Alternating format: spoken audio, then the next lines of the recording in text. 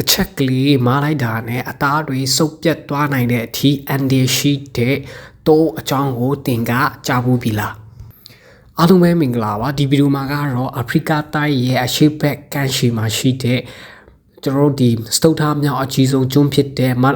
ဒါဂတ်စကာကျွန်းရဲ့အနောက်ဘက်ခြမ်းမှာအရန်ဟိုမှာထူဆန်းပြီးအောင်ဖို့အကောင်းဆုံးဖြစ်တဲ့ဘူမိဗေဒအနုပညာတစ်ခုရှိတဲ့နေရာတစ်ခုရှိတာပဲဖြစ်ပါတယ်အဲ့ဒါကိုဘယ်လိုခေါ်လဲဆိုရင်ကစင်ဂီဒီဘီမာရာလို့ခေါ်တဲ့ကြောက်တုံးကြီးပဲဖြစ်ပါတယ်ဆိုတော့ဒီရက်ခံတွေရဲ့စကားအရစင်ဂီဆိုတာကရှေးဖြားတွေကိုခြောက်ပြီးမှလမ်းလျှောက်ရတဲ့နေရာလို့အတိတ်ပဲရတာဖြစ်ပြီးမှဘာလို့အဲ့လိုမျိုးရှေးဖြားတွေထောက်ပြီးရှောက်ရတာလဲဆိုတာကိုကျွန်တော်နဲ့အတူတကွ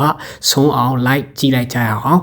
ဆိုတော့ဒီဗီဒီယိုလေးမစခင်မှာထုံးစံအတိုင်းကျွန်တော်ရဲ့ channel လေးကိုအခုလိုမျိုးစိတ်ဝင်စားဖို့ကောင်းတဲ့ဗီဒီယိုလေးတွေအတွက် follow like subscribe လေးလုပ်ပြီးမှကူညီသွားပေးကြပါအောင်ဆိုတော့ကျွန်တော်တို့ဗီဒီယိုကိုစလိုက်ကြအောင်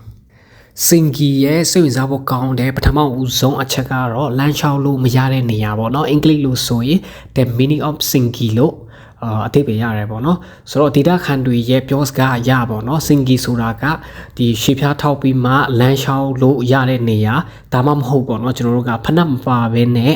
လမ်းလျှောက်လို့မရတဲ့နေရာလို့သူကအတိတ်ပဲရတာပဲဖြစ်တယ်ပေါ့နော်ဒါကဒီရှင်ထွက်နေတဲ့ကြောက်တုံးရဲ့ဒီအချွန်တွေဟာဆိုရင်လေတစ်ခုနဲ့တစ်ခုအလိုနီးကပ်စွာရှိနေကြတဲ့အတွက်ကြောင့်ပေါ့နော်ကျွန်တော်လူတွေဟာဆိုရင်တာမန်အတိုင်းပေါ့နော်လမ်းလျှောက်ပြီးမှဒါမှမဟုတ်ဒီဖြေးပြီးမှပေါ့အဲ့နေရာကိုဖြတ်သွားဖို့လုံးဝမဖြစ်တဲ့အတွက်ကြောင့်ဒီအချက်ကဒီနေရာကိုအရန်နာမည်ကြီးခီးသွွားတွေကိုဆွဲဆောင်ရတဲ့တခုဖြစ်တယ်ပေါ့နော်ဒီအကြောင်းအရာကတော့စင်ဂီရဲ့နောက်ထပ်ဆွေးစားဖို့ကောင်းတဲ့အချက်ကကြတော့ဒီကမ္ဘာပေါ့နော်အမွေအနှစ်ပေါ့နော်ဒီစီးဝင်ပေါ့ UNESCO စီးဝင်တခုလည်းဖြစ်တယ်ပေါ့နော်ဘာလို့လဲဆိုတော့သူ့ရဲ့အလိုမပေါ့နော်ထူးခြားပြီးမှလှပလို့နေသူရဲ့တွင်ပြင်ပေါ့နော်ဒီ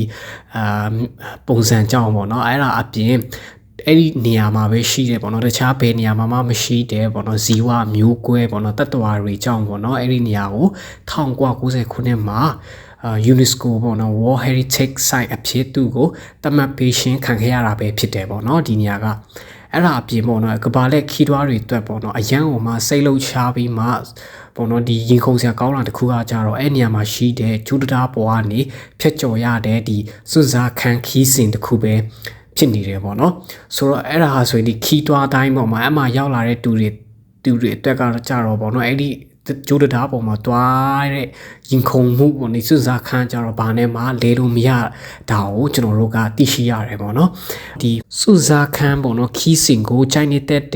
ခီးတွားတဲ့အတွက်ကတော့ပေါ့နော်ဒီညာကဆွဲဆောင်မှုအရန်ရှိတယ်ဆိုတာကလုံးဝညင်းလို့ကိုမရဘူးပေါ့နော်နောက်ထပ်စင်ဂီရဲ့စိတ်စားဖို့ကောင်းတဲ့အချက်ကကြတော့နှစ်တန်းပေါင်းများစွာကြာခဲ့တဲ့ဖြစ်တည်မှုဒီညဆိုရင်လွန်ခဲ့တဲ့နှစ်တန်းပေါင်း100ကျော်ပေါ့နော်ဒီဂျာရစ်စစ်ကာလာကဟာဆိုရင်ဒီညကပင်လယ်အောက်မှာပဲရှိသေးတဲ့နေရာဖြစ်တယ်ဆိုတာကိုကျွန်တော်တို့ကသိရှိရပါတယ်နှစ်တွေအရန်ကြာလာတဲ့အချိန်မှာဆိုရင်ဒါပင်လယ်ရေမျက်နှာပြင်ကနှိမ့်ဆင်းသွားတဲ့အခါမှာတော့အခုလိုမျိုးအရန်ဟိုမှာလာပတဲ့ထုံးကြောက်ပေါ့နော် limestone ကြီးတွေကဒီညမှာအခုလိုမျိုးပဲပေါ်ပေါက်လာရခြင်းဖြစ်တယ်ဆိုတာကိုသိရှိရတယ်အဲ့ဒါအပြင်ပေါ့နော်ဒီယာစုနှစ်ပေါင်းများစွာပေါ့နော်ဒီမိုးရေတိုက်စားမှုကြောင့်ပဲဒီကြောက်တုံးကြီးတွေဟာဆိုရင်ဒေါင်လိုက်ပေါ့နော်အကြောင်းတွေဖြစ်ပြီးမှထိပ်ဖြားတွေကပေါ့နော်ဒီအချွန်တွေနီးတူပေါ့နော်အရန်ထက်မြက်တဲ့တွားလေလိုမျိုးဖြစ်သွားကြတယ်ဆိုတာအခုလိုပဲလေ့လာတွေ့ရှိရတာဖြစ်ပါတယ်စင်ဂီရဲ့နောက်ထပ်ထူးဆန်းတဲ့အချက်ကကြတော့တီရှားကဘာငယ်လေး isolated ecosystem ဒီကြောက်တောင်ချွန်တွေကြားထဲမှာဆိုရင်ပေါ့နော်ဒီအလွန်ကိုမှထူရှားတယ်ပေါ့နော်အခုလိုမျိုးပေါ့နော်အရန်ကိုလှပပြီးမှဒီအန်ဒီရှိတဲ့ဒီအချွန်ထက်နေတဲ့နေရာမှာပေါ့နော်ဒီဘယ်နေရာမှာမှကျွန်တော်တို့ရှာလို့မတွေ့နိုင်တဲ့တတ္တဝါလေးတွေနေထိုင်နေဆိုတာကိုကျွန်တော်တို့ကအံ့ဩထူးဆန်းစွာတွေ့ရှိရတယ်ပေါ့အဲ့ဒီတတ္တဝါတွေထဲမှာနာမည်အကြီးဆုံးနံပါတ်1တစ်ခုကကြတော့ဒီကန်စီဖာခါလီမာမြောက်လေးတွေပဲဖြစ်တယ်ပေါ့နော်ဒီမြောက်လေးတွေဟာဆိုရင်စင်ဂီရဲ့အမှတ်သားတောင်မှ ဖြစ်နေတယ်ဆိုတာကိုကျွန်တော်တို့ကသိရှိရပါတယ်သူတို့ရဲ့ထူးခြားချက်ကတော့ပေါ့ဒီနင်းဖြူရောင်အမွေပွားလွေးတွေရှိပြီးမှဒီခဏရှွန်ထွက်နေတဲ့ပေါ့နော်ဒီကြောက်ဆောင်တွေပေါ်မှာအလွန်ကျွမ်းကျင်စွာခုန်ကူးသွားလာပြီးမှနေထိုင်နိုင်တာပဲဖြစ်ပါတယ်ဆိုတော့ထူးခြားချက်အနေနဲ့ကသူတို့ရဲ့ရှေးဖွားတွေဟာဆိုရင်ပေါ့နော်ဒီရာဘာလိုမျိုးပျော့ပြောင်းပြီးမှကတ်တွေအားအရန်ကောင်းတာကြောင့်အခုလိုမျိုးပေါ့နော်ဒီဓာတာလိုမျိုးထက်နေတဲ့ကြောက်ဆောင်တွေကိုပေါ့သူတို့ကနာကျင်မှုမရှိဘဲနဲ့နင်းလျှောက်ပြီးမှအဲ့ဒီနေရာတွိုင်းမှာကျက်စားနေထိုင်နိုင်ခြင်းဖြစ်တယ်ဆိုတာကိုကျွန်တော်တို့ကလေ့လာတွေ့ရှိရခြင်းပဲဖြစ်ပါတယ်ဒီနေရာရဲ့နောက်ထပ်ဆွေးစားဖို့ကောင်းတဲ့အကောင်ကကြတော့ Singy Wood Ray ပေါ့နော် Singy တောတွင်းငှက်လေးတွေပဲဖြစ်ပါတယ်ဒီငှက်ကတော့ဒီမာတာကတ်စကာရဲ့ဒီပေါ့နော်ဒီကျွန်းနိုင်ငံထဲမှာပဲကျွန်တော်တို့ကတွေ့ရတဲ့ရှားပါငှက်မျိုးစိတ်လို့လဲကျွန်တော်တို့ကသိရှိရတယ်ပေါ့နော်ဒီငှက်လေးတွေဟာဆိုရင်သူတို့ကပြန်တန်းတာထက်ဆိုင်ပေါ့နော်ဒီကြောက်ဆောင်အောက်ရှည်ကစိုးစွတ်တဲ့6ဘယ်လိုပြောမလဲဒီကမ်ပါလေးတွေထဲမှာပဲလမ်းလျှောက်ပြီးမှအစာရှာစားရတာကိုပို့ပြီးမှနစ်တက်ကြတဲ့အကောင်တွေဖြစ်တယ်လို့ကျွန်တော်တို့ကရှာဖွေတွေ့ရှိရတယ်ပေါ့နော်ဒီအကောင်လေးတွေကိုဆိုရင်Singyရဲ့ပေါ့နော်နာမည်ကြီးနောက်ဆုံးအကောင်ကတော့ Madagascar Giant Chameleon ပေါ့ Chameleon ပေါ့နော်ဒီပေါက်တင်ညူကြီးပေါ့ဆိုတော့ကမ္ဘာအကြီးဆုံးပေါက်တင်ညူမျိုးစိတ်တွေထဲကတစ်ခုဖြစ်ပြီးမှထုံးကြောက်ပေါ့နော်ဒီတောင်ကြားတွေမှာပဲရှာတွေ့တတ်တဲ့တတဝါပေါ့တတဝါလို့ပြောလို့ရတယ်ဒီဟာဆိုရင်လေသူတို့ရဲ့ရှာကတော့သူတို့ကိုထက်တောင်ပူရှည်နိုင်ပြီးမှစက္ကန့်ပိုင်းအတွင်းမှာပဲinsect ပိုးမွားလေးတွေကိုဖမ်းယူစားတောက်နိုင်တဲ့ပေါ့နော်ဒီ chameleon အကောင်ကြီးတွေကဒီနယ်တွိုင်းမှာပဲကျွန်တော်တို့ရှာဖွေတွေ့ရှိနိုင်တယ်ဆိုတာကိုကျွန်တော်တို့ကသိရှိရခြင်းပဲဖြစ်ပါတယ်။ညမှာလာရောက်လေပတ်ကြတဲ့ခီးထွားတွေအတွက်ပေါ့နော်ဒီတတ်ထွားတွေကဘယ်လိုရှင်တန်ကြလဲဆိုတဲ့မိကွန်းကပို့ပြီးမှစိတ်ဝင်စားဖို့ကောင်းပါတယ်။ဘာလို့လဲဆိုတော့ဒီတတ်ထွားတွေဟာဆိုရင် vertical isolation လို့ခေါ်တဲ့အစင်လိုက်ပေါ့နော်ဒီစင်ကဲပေါ့နော်ချင်းတန်မှုစနစ်ကိုအသုံးပြုပြီးမှအသက်ရှင်နေထိုင်ကြတာကိုကျွန်တော်တို့ကတွေ့ရှိရမှာဖြစ်ပါတယ်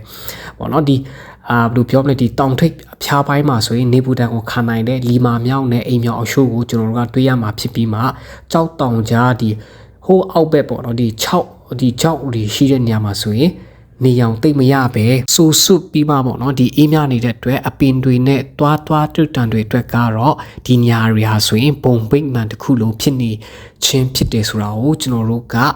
သိရှိရခြင်းပဲဖြစ်ပါတယ်ဒီညောင်တွားရောက်ကြမယ်ခီးထွားတွေအတွက်မှတ်သားသွားမယ်အချက်လေးကကြတော့ဒီကြောက်တောင်တွေဟာဆိုရင်အရန်ကိုမှထက်မြက်နေတဲ့အတွက်ကြောင့်ပေါ့နော်ကျွန်တော်ဒီတမန်အဝတ်အစားဒါမှမဟုတ်ဖနက်တွေဆိုရင်ခဏလေးအတွင်းမှာပဲပေါက်ပြတွားမှာဖြစ်ပါတယ်အဲ့ဒီအတွက်ကြောင့်ပေါ့နော်ကျွန်တော်တို့ကဒီညာကိုလေပတ်မယ်ဆိုရင်ကျွမ်းကျင်တဲ့လမ်းပြတွေနဲ့အဲ့ဒါမှမဟုတ်ပေါ့နော်ကျွန်တော်ဒီအထူးအစီအစဉ်တွေပေါ့နော်အဲ့ဒါတွေနဲ့ပဲကျွန်တော်တို့ပြင်ဆင်ပြီးမှပဲဒီညာကိုတွားရောက်လေပတ်ဖို့ကျွန်တော်က recommend ပေးခြင်းဒါပဲဖြစ်ပါတယ်ဆိုတော့ Singy DB မာရာဟာဆိုရင်တဘာဝတရားကဖန်တီးထားတဲ့အရန်ဟိုမှာကြီးကျယ်ခမ်းနားတဲ့အမှုပညာတစ်ခုဖြစ်တယ်ဆိုတာကိုဘယ်သူမှညင်းလို့ရမှာမဟုတ်ဘူးအန်ဒီအရန်များပြီးမှဘယ်လိုပြောမလဲဒီအဲ့လိုမျိုးနေရာဖြစ်ပြီးမဲ့ပေါ့နော်သူ့ရဲ့အလှတရားကကြတော့ကဘာလက်ခီးတွေကိုအမြဲဆွဲဆောင်နေတယ်ဆိုတာကတော့ဘယ်သူမှညင်းလို့မရတဲ့အရန်ဟိုမှာလာပါတဲ့နေရာတစ်ခုပဲဖြစ်ပါတယ်ဒီနေရာကတော့ကဲတင်ငယ်ချင်းတွေကရောအခုလိုမျိုးဓာတ်တွားတွေလိုမျိုးတုံအုပ်ကြီးထဲမှာစွန့်စားခံ